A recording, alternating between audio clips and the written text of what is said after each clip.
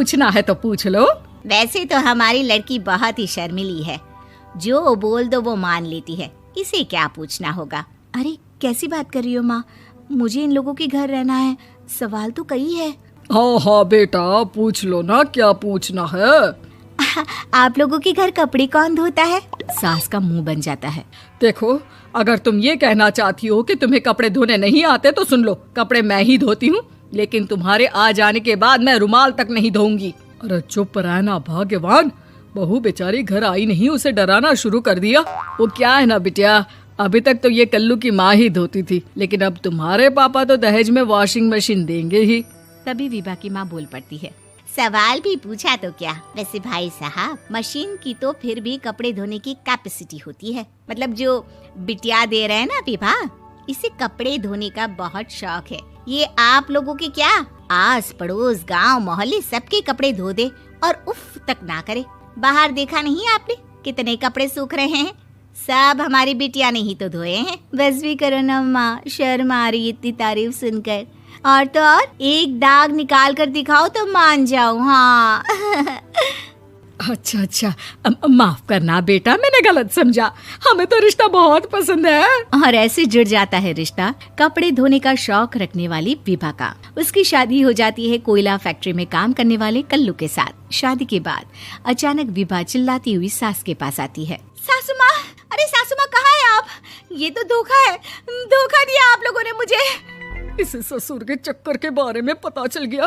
अरे तो उसमें तुझे क्यों धोखा मिला है? अरे नल में पानी नहीं आता, कपड़े कैसे कब धुलेंगे?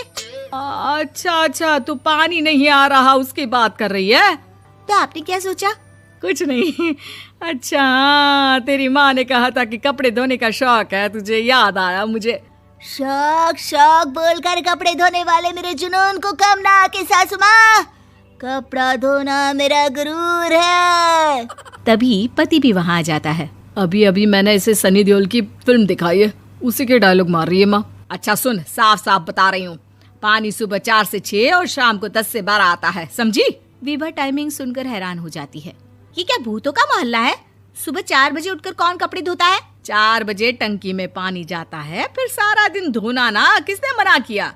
अरे कैसी बात कर रही हैं? 200 लीटर की टंकी में कितने कपड़े धो लूंगी मैं, सुबह ही उठ जाऊंगी मैं। अब क्या था, विभा सुबह 4 से लेकर रात के 12 बजे तक कपड़े ही धोती रहती। एक रोज सास पड़ोस से निकलकर कहीं जा रही होती है कि साथ वाली कहती है, हाँ कल्लू की माँ, जरा ये बताओ कि 2 साड़ी है, 2 ब्लाउज और एक पेटीकोट और एक नाड़े वाला लंबा कच्छा।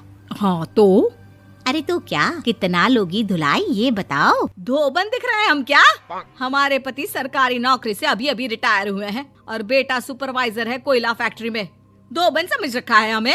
हाय रे कल्लू की अम्मा, माफ कर दो, वो तो मोहल्ले में यही सब बता रहे थे कि तुमने बहू को कपड़ा धुलवाने के काम में लगा दिया है। सास को पड़ोसन की बात सुनकर गुस्सा आ जाता है। वो घर पहुंचती है जहां घर के बाहर ही इतने सारे कपड़े सूख रहे होते हैं जितने कि किसी धोबन के घर पर। अरे ओ कल्लू की दुल्हन, बाहर निकल।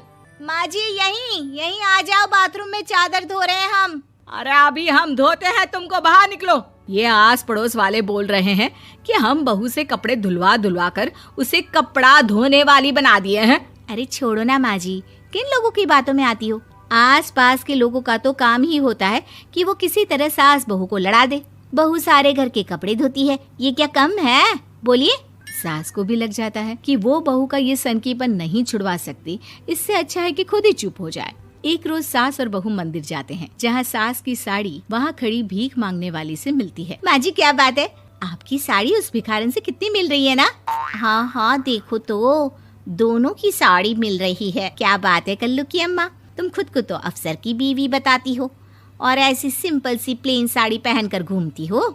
सिंपल और प्लेन नहीं है ये साड़ी। तो क्या सोने के धागे से फूल बने हैं?